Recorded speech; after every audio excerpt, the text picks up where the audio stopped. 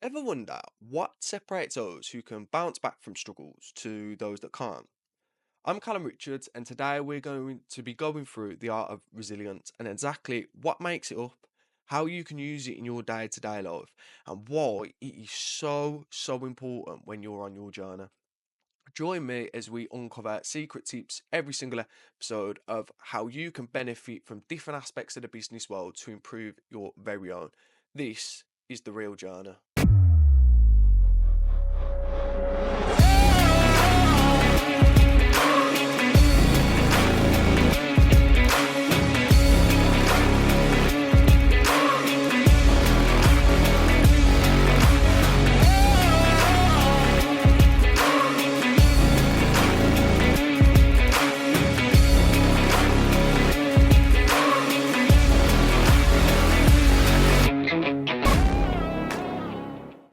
Resilience. You hear it all the time in every single aspect. You hear it in sport, you hear it in business, you might even hear it at work. But what exactly is resilience? Well, for me, I would say it's your ability to push through, to power through any situation that you're finding tough, any problems that you're facing within that current time. You can just push through, keep going. There's no doubt within your mind. You're just able to keep turning up, and I think that's a massive aspect of it, especially for myself personally, because if you've got that resilience within you, if you've just got that fight of the dog, as they say, and you can just keep turning up, I can almost guarantee you're going to beat 90, 95, 99% of the competition that's out there because most people can simply just not turn up every day. When you rely on something like motivation, you're going to find it very difficult on those down days. And resilience is key for you just pushing through them. You feel down, you can still turn up. You feel a bit crappy, you feel a bit ill, or it's the holidays, so you want to take a rest, you still turn up because you've got the resilience in you. You've got that fight in you to just keep being there every single day. And it's a massive part of the entrepreneurial journey. Ultimately, you're never going to be able to just rely on the days you're motivated because if you turn up, no one's motivated on a Monday, for example, so you won't turn up then. You might do half of it on a Tuesday, then you might try fully on a Wednesday, and then come Thursday, Friday, you're ready for the weekend again. And of course, you have weekends off. There's no resilience in that. There's no power in doing those sorts of things whatsoever because you're never going to build up that momentum. And that's what you want to be focusing on. Your resilience helps you turn up when you don't want to keep the momentum building, to keep those crap days compounding onto the good days, and so on and so forth. Resilience is a massive aspect of the business world. And I think if you spoke to any successful or unsuccessful person, they'd say the exact same thing because if you're able to keep going in those down days, if you're able to keep pushing when you're feeling a bit crappy, or when things aren't exactly going your way.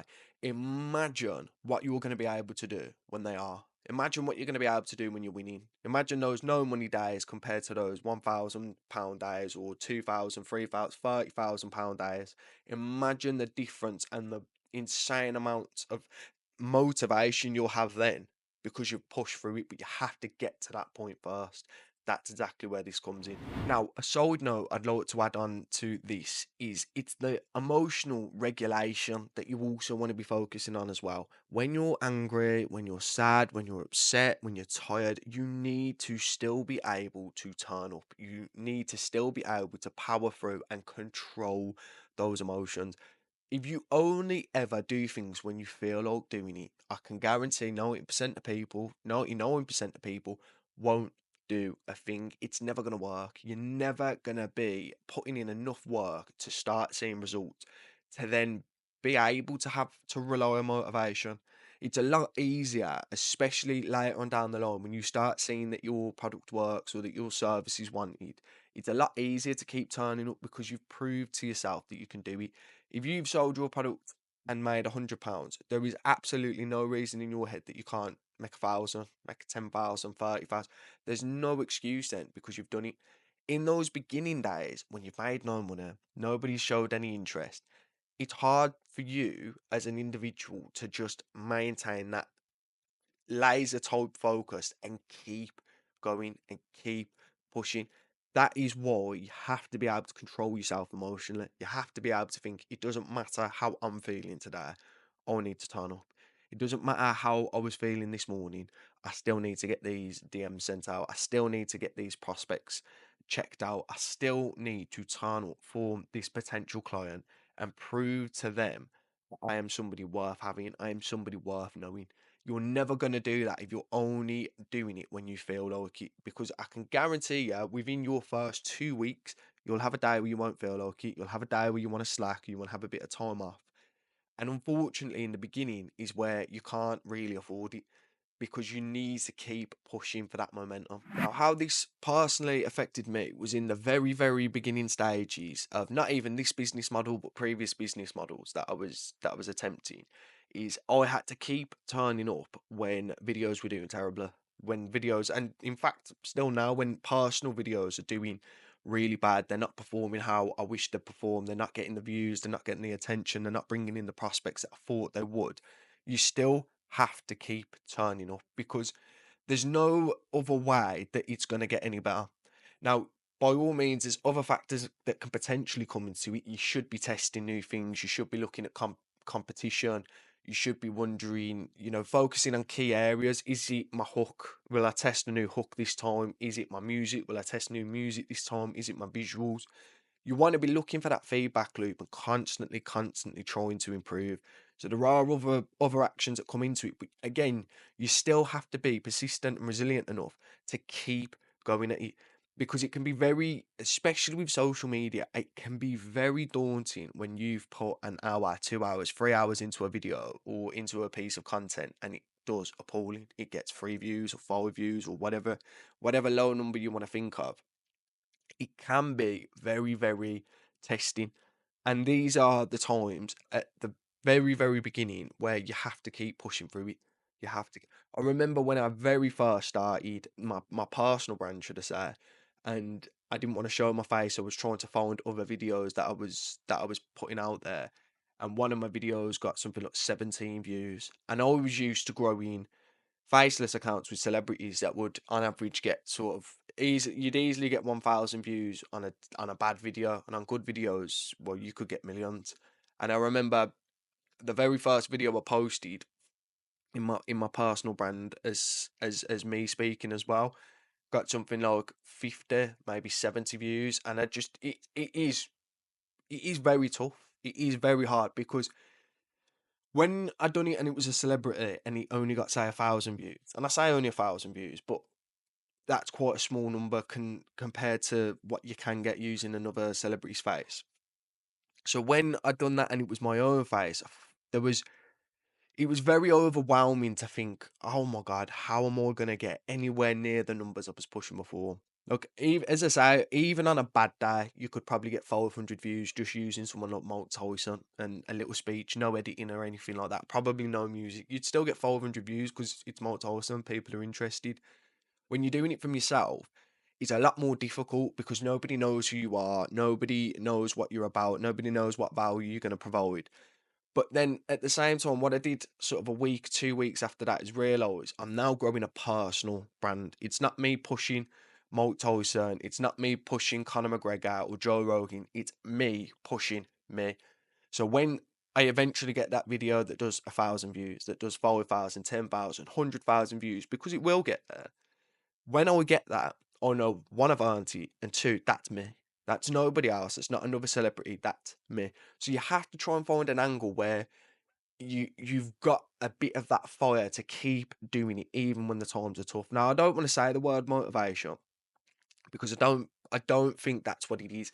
It's almost stubbornness. It's almost a refusal to not get to where you want to get to because you've said it to yourself.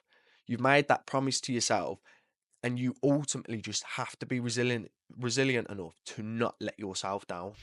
It's not the load that breaks you down, it's the way you carry it. Lou Holtz. So I think if you apply this quote to something as simple as lifting weights, or no matter of fact, if I was to put X amount of weights on my back, it'd be a lot easier to carry, it'd be a lot easier to walk. I can do a lot more weights with my legs than I can with my arms and my upper body. And I don't know if anybody's ever done any sort of weight training at all, but if you carry, say for example, if you're doing your back and you're doing a row, you can hold that position, say like this, apologies for the listeners only, but if you hold a row, you can keep that weight there for a relatively long time because it's more about your arms. You're not pushing it in a certain position. Whereas if I put the same weight on my in my hands and I just lifted my arms up straight, I can pretty much guarantee you it's going to be less than half the time. So that's us applying that quote to a physical into a physical way. But the same applies when it comes to your business. If you are unable to burden X amount of stress, if you're unable to carry X amount of workload, you're never going to be tested to improve it. If you only stay pretty much within that comfort zone and you don't step a single foot out of there whatsoever, you just stay comfortable, stay doing what you can do, keeping the money that you can keep making, keeping the clients that you can keep doing, you're never going to be tested. You're never going to get the chance to push that resilience muscle. And that's how you want to be looking at it is anytime you feel a bit stressed out, anytime you feel a little bit crappier than usual, anytime you wake up in the morning, you feel like crap, you've not slept enough, you didn't eat the best, and you think, I've got a workout to do, I've got this amount of outreaches to do, I've still got content to make, my clients message me, this is going on. Even though it might be stressful, you want to look at it as a chance to work out. This is now a chance for my mindset, my brain, myself to be tested. There's a reason all of this is happening. And if I just keep staying comfortable and keep within a position where I don't get to push on. I never get to become stronger. So it it's almost how you look at carrying that weight. It's almost how you look at carrying that burden and putting it in the best way for you to be able to prosper from it. So a heavy, heavy workload might scare some people. And I know I've been there myself. As I think I've spoken about before, been speaking to multiple clients at the same time, worried I'm not going to have the time to get somebody on board to cover it, worried I won't have the time myself to do it because I have a 9 to 5. And it ultimately become damaging to my business because rather than focusing on getting them all and just getting them all on board and then worrying about it later, I worried about it before it was actually reality. I worried about having 3, 4, 5 clients all at once, all coming on at the same time, all having to be onboarded. Before it was a reality, I was worried about something that wasn't there, wasn't in that moment. Whereas now, if I was in the same position, I wouldn't start thinking of the future until I knew it was 100%, until the money's been paid in, until the contracts have been signed, dependent on what the client wants. I wouldn't focus on it because there's no point. There is no point in stressing about the future if it's not guaranteed. You should focus on what's happening now. Put yourself in the best position to be able to carry it. Put yourself in the best position of, okay, if a new client comes on board, I've got this person I can reach out to who will cover it. If I need 1,000 more units of my product and I've only got 100 in stock, I know the turnover can be 4 days, 5 days, and I can speak to this person and pay them a little bit more, and it can get so you want to put yourself in the positions of stress because then that puts you in a position to learn how to handle it, and that's a big big message that I took from that quote.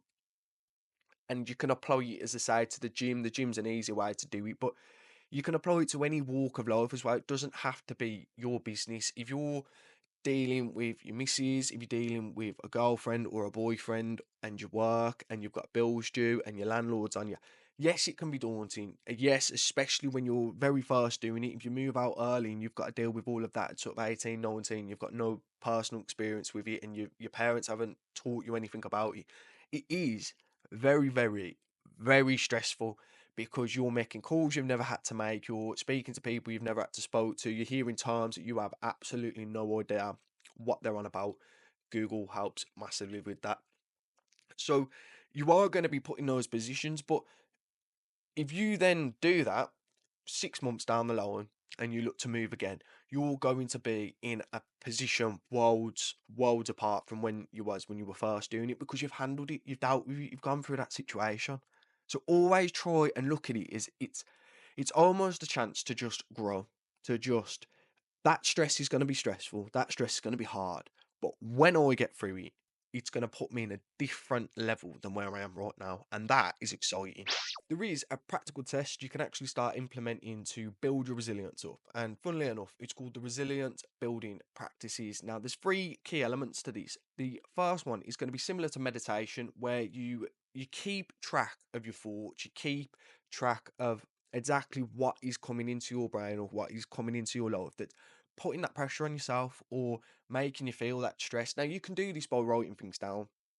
Personally, I don't meditate. It's not something I've really ever stuck to. I've never found a massive benefit to it, but I do like to write things down. Now, I'm very digital, so I'll write a lot of my things down on my iPhone and I'll go through it that way. But what I've found again with this is if I'm feeling a bit stressed because I've got so much to do in this and I feel like I'm really behind, when I write everything down for that day and when I start sort of prioritizing, like, okay, I will do my workout first and then I'll create some more AI prompts next and then I'll do some content and then I'll do outreach. And then once you start falling all of that in line, even before you start completing anything, you will start to feel a lot calmer because now it's physical proof. Oh, okay, I need to do this, I need to do this, I need to do this.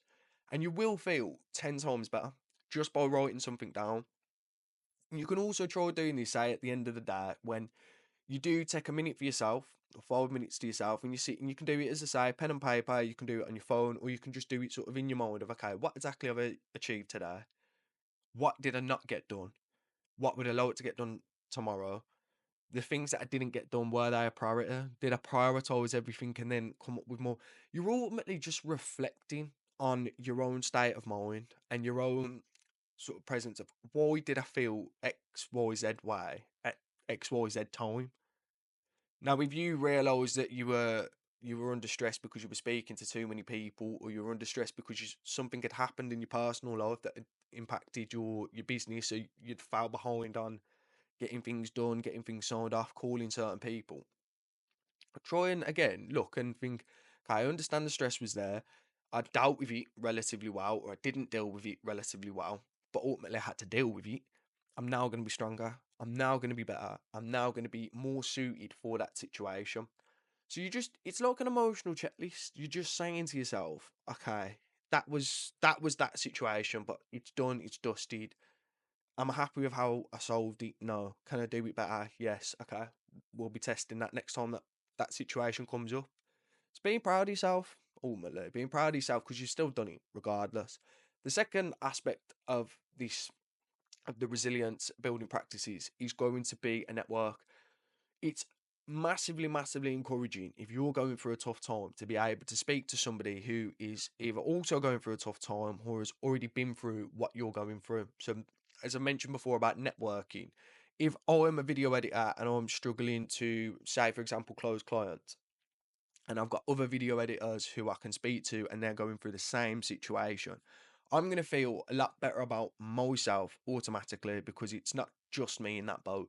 It's not just me that found this issue with closing clients. It's not just me that found this issue with selling products. It's not just me that found this issue of getting views. There's other people around me who are in the exact same boat, who have been in the exact same boat. It's even better, if I'm being completely honest, it's even better if you know somebody who's already successful or already seen those tough times and has gotten past them. Because in some people's heads, it's going to be, oh, well, they're special. Don't buy into that at all. They're not special. We've spoke about this already. They are not special. They are just human like you. So please realise that if they have done it, you are going to be able to do it. And it should be empowering for you to see they don't have to be in the same niche. They don't have to have the same skill. It should be empowering for you to see these, you always hear it with billionaires and millionaires that come from the ground up. That should be all the motivation you need is that one person's done it. But if you imagine they're in your network, every single time you're not getting the views, and they tell you it was the same for me. It took me 6 months, 12 months, 24 months to start getting the views that I'm getting now, or to start even getting a fraction of the views I'm getting now. You can now feel a lot better about yourself because ultimately you just need to think, okay, he's done it in X amount of time. I can do it in X amount of time. I just have to stay consistent. If they're struggling to sell products and they've been selling them for 4 years and now they're starting to make a lot of money, you can look at them as the future you. You can look and think, okay, Took him 4 years to get there. I'm 4 months into this business model. So in 4 years, I could be earning 10 grand a month or 20 grand a month or even, 4 grand a month. Doesn't matter monetary. It just matters that if you've got people around you that have done it and are now currently successful, that can be you and that will be you. You've just got to keep going for it. The third and final aspect of the building resilience practices who's going to be celebrating small wins because people will start this journey and think I want to be a millionaire and that's their first goal is a million. Now the problem is if it takes you 6 months to earn £1,000, that £1 million is going to look huge and you're going to think you've worked for 6 months solid, put all this graft in, put all the grind in, and you've only made, what would it work out, 0.1% of your long-term goal. You're not going to be filled with any sort of joy, and whilst it might test your resilience to push on, it's going to be more damaging to you in the beginning. So what I'd say is any small amount of win, any little win. So if you're very first starting out, celebrate your first pound or celebrate your first dollar. Just do it because if you've made that dollar online and you've made it through your business, that is worth celebrating. That is 100% worth celebrating. You have started something in your own time that you weren't 100% was going to work. You pushed through and you've made some money out of it. That is 100% worth celebrating. And then from there, you can have it in stages. So you could have your first £1, your first £10, £100, £1,000. Every little win, even if you have a conversation that seems to go well, that's going to be worth celebrating. If you have a DM that gets responded to, but you don't close the client, it's still worth celebrating. It's still going to be worth celebrating the fact that you got somebody to respond because that shows there's interest. Otherwise, they wouldn't respond. They'd just blank you. Believe me or not. I know that matter of fact. If you get 50 views on your first video that you posted, and I wish somebody had told me this when I very first started, if you get 10 views, that's 10 people that have watched you, or 10 people that have took time out of their day to watch your video. If you were talking to 10 people in a room, that'd feel like a relatively decent amount of people. And then same when you get to 20, same when you get to 50, same when you get to 100, 1,000, 10,000. As the number goes up, you are going to expect that number a bit more. But try and always remember in the very, very beginning, every little win is still a win because you've still turned up. Most people won't even get that far. If you go 2 months of constantly posting content, constantly reaching out to people, and you close one client, 99.9% of people won't get that far. So celebrate it every single step of the way. Be proud of yourself, but don't get content. Keep pushing because there's more wins to be had. We move on now to the viewer questions of the week. Again, if you want to get any of your questions in, whether it's around resilience or whether it's around any other business topics, any other sort of topics within your niche that you're dealing with that you think I can potentially help you with, shoot them over and I'll either answer them in the podcast. I might make an episode solely around it, depending on what the question is, or I might just shoot you a DM back there and then. They're always going to be at CR Video Editor, or you can check out crvideoeditor.com. That has a link to all of my socials and my email address there. So whatever's easier for you to get in touch with me, go and check them out. Send over your questions. So today we're going to be using our good old friend AI. I genuinely do not know what I'd do without it when it comes to these questions. The first question is going to be, what strategies do I use to bounce back from failure? Very quick on this. I don't believe in it. I don't believe in failure unless I quit. I've spoke about this multiple times and I will continue to keep this mindset throughout my journey. I fail when I quit. Anything else, I'm just learning. And I don't want to sit too long on that because it is genuinely as simple as that. I'll say it one more time. I only fail if I quit. Anything else is a lesson. That's it. Thank you for the viewer question, but I don't need more time on that one. Second viewer question is, how can someone become more resilient in stressful situations? So what I try and do when I'm feeling under the pressure now is I try and think of it in a way of I get tested. I finally get tested. There's no good way, or there's no way of seeing if you're growing if you're constantly just doing the same old thing. If you're constantly under the same amount of pressure. Because you're never going to know. Again, if we go back to the gym analogies, it's very good to work out every single day, and I'd encourage everybody to. But if you're working out every single day and you're lifting 2 kilograms, this is good in the beginning to get used to it. But if you're never increasing the pressure, or if you're never increasing the weight or the reps or the intensity, you're never pushing yourself to the full limit. Now, I'd still vouch that working out every day is good, and especially considering what your goals are. You might just be maintenance, you might not want to grow. I completely agree with that. If that's the case, I'd still say you should be switching things up. And the same goes for your business. I would get very caught up in just completing a task list, 100%. But every sort of 2, 3, maybe 4 weeks, I do have to look at myself and think, I've been doing the same thing for 4 weeks. There's a few tests thrown in here and there. I might have tested a different style of video, or I might have tested a different way of outreaching to people. But I've still been doing a similar sort of thing for 4 weeks. So now I need to switch it up. Now I need to sit down and look at all of the ways I'm making things and try and introduce a new system. So whether that's how I look at how I post my content on X, and I think that hasn't worked, and now I need to look at a different way of doing it. Can I find people within my niche? What are they doing? What's worked for them? Do I just focus on video? Do I focus on video and then turn it all into transcripts and post that onto X? What is going to be the best thing for me to do? So in terms of dealing with stressful situations, becoming more resilient, you need to put yourself in those situations and you need to accept that it's a test. You're going to get better at the end of it. If you cope with it, it doesn't all fall apart, which, ideally it won't. You're going to be better. You're going to be stronger. You're going to be more resilient. There's no other way of building it up. So that's how I do it personally now. Sometimes it will still get on top of you. A lot of work comes in very quickly. It can be a bit daunting because this is going to take X amount of hours, this is going to take X amount of time, but ultimately you find the time, you find the way, and you become stronger through it. So we'll move on now to the final viewer question, which is, what role does self-care play in building resilience? So dependent on what you define as self-care, I am terrible at this. I will be completely honest. I don't sleep enough. I don't... In terms of fitness, I'm pretty good. If I don't work out every single day, I'll work out 4 times a week. 4 to 3 times a week. I'll be, again, a bit more honest with you guys. Self-care on a fitness point of view is massive. It's absolutely massive, because if you can work out every day in some way, shape or form, you're getting stronger. If you do 10 push-ups a day, or 10 reps a day, or 10 sit-ups a day, you're getting stronger. Somehow, you're going to be getting stronger. So I'd say when it comes to fitness, try and just aim for it. Try and just aim for some sort of workout. I know people get busy. I know it's hard. I do a lot of mine at home. But I'd still say try and go for something like a 10, 20-minute workout, because you'll feel 10 times better. Because in some aspect of your life has improved that day because you've gotten a bit stronger. Now, in terms of sleep, I am terrible for sleeping. I do not sleep anywhere near as much as what I should. I don't take rests probably anywhere near as much as I should. I'm lucky because I'm a 9 to 5. I'm outside quite a lot, so I get a relatively decent amount of fresh air. In terms of sunlight, I'm in the UK, so I don't get any sunlight. Or I get 3 days a year maybe.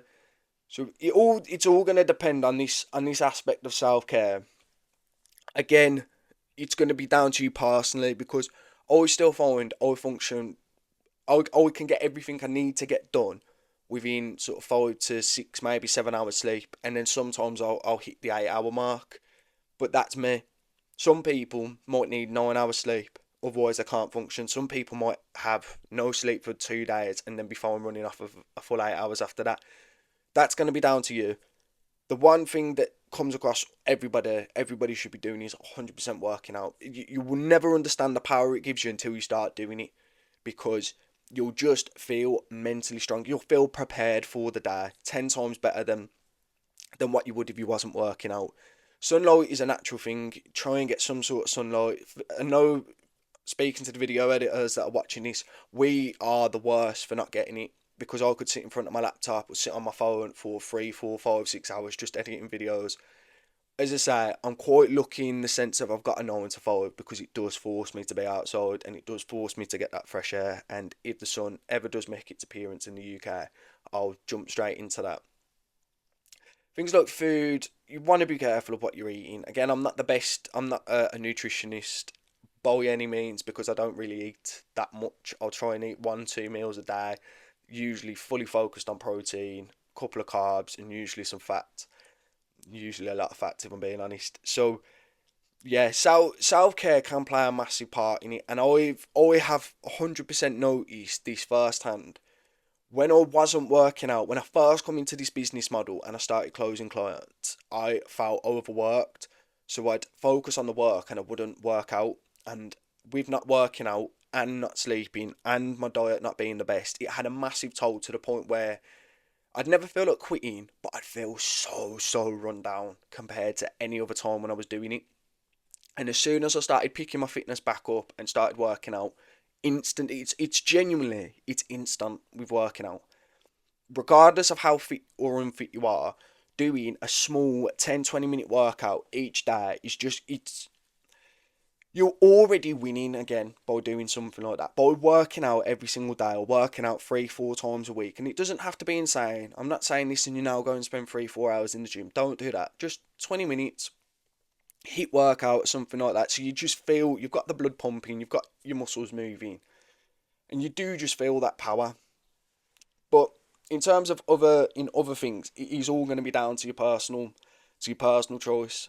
I will say, nutrition's good, but it's not the be all and end all in terms of success. If you look at somebody like Donald Trump, for example, I'm pretty sure he runs off KFC and Coke, and he's one of the most successful people on the planet right now. So don't put it all down to these things are make or break. You can be successful without working out. You can be successful with no sleep. You can be successful without eating the best or, drinking a bottle of whiskey every day. Of course you can, but the longevity of it all, you want to try and make each aspect of your life as balanced as possible because you'll be able to take on a lot more. But it's all going to be down to personal preference. So test it out. That's what I'd always say. Now, this is my favourite part, and this is my favourite part a lot more now because we've actually got a win of the week to announce, guys. Yes, kept promoting it, kept pushing it out there, and finally, somebody's hit me up. They want to tell me about their win, and I'm gonna shout them out. I'm gonna make a whole 30 minutes I'm not going to do 30 minutes, don't worry. It's going to be a relatively quick one because it is just the one shout out today. But this is ultimately how they would actually run. And this is a real person. This is not AI. This is proper. This is from Neil. Now, Neil got more sign-ups to his school community within the medical niche and has made a total of £2,400. So massive congratulations to Neil. That is brilliant. I've not checked out school too much, but as I say, it's within the medical niche. So anybody who's watching this who might have some interest in that, his link is going to be within the description below.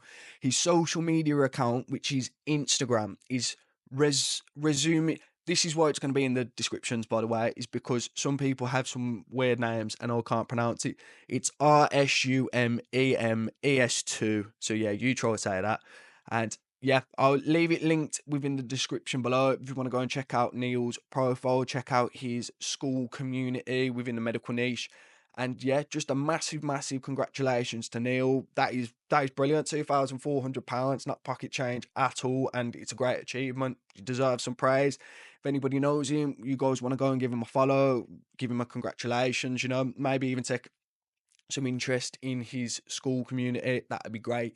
And that is pretty much how they're going to be running for the next couple of weeks, guys. So, well, this is how they're going to be running for the foreseeable future. Send me in your wins. I'm going to be shouting them out. Might see what it's like time wise, and we might say do three max per week, depending on how quick we can get through them. But this is what I wanted. This is Neil's medical community. I want the winning community. I want you guys being praised for every single aspect. And as I mentioned before, it does not have to be monetary. It doesn't have to be centered around your finances. It can just be speaking on resilience, for example. It could just be that you have pivoted your business model so many times and you have now finally closed I don't know, a free testimonial client or something like that. It doesn't have to be monetary. It could be the fact that you've worked and you've now decided to go to the gym and you've stuck to the gym for 6 months and you've lost X amount of pounds. It can be anything. If you're proud of it, I'm proud of it, and I want you to let me know. So big shout out to Neil for this week's winner of the week. As always, following the winners of the week, we're going to be moving to the tip of the week. Now, a big one of this is again going to be down to journaling or tracking, should I say. So, in order to sort of build your resistance and start processing your emotions in a better and basically in order to track your progress as thoughts even better, is to start writing things down. It's going to be similar to a before and after picture when you're in the gym. Is if you start writing down, for example, let's take this back to this podcast.